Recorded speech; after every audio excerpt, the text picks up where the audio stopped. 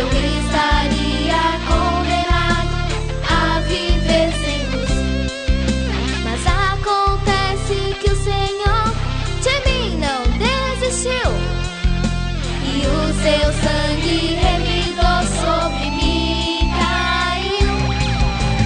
Eu pensava que a Páscoa era uma celebração onde só havia chocolates e doces de montão.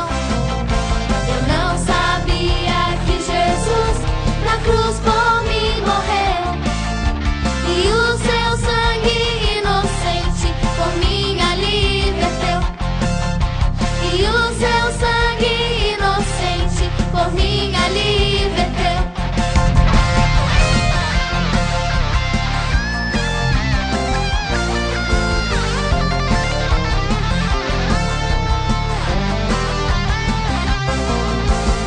Eu pensava que a Páscoa era uma celebração onde só havia chocolates e doces de montão. Eu não sabia que Jesus na cruz por mim morreu, e o seu sangue inocente por minha liberteu. Se não fosse a sua morte naquela rude cruz, eu estaria condenado a viver sem luz.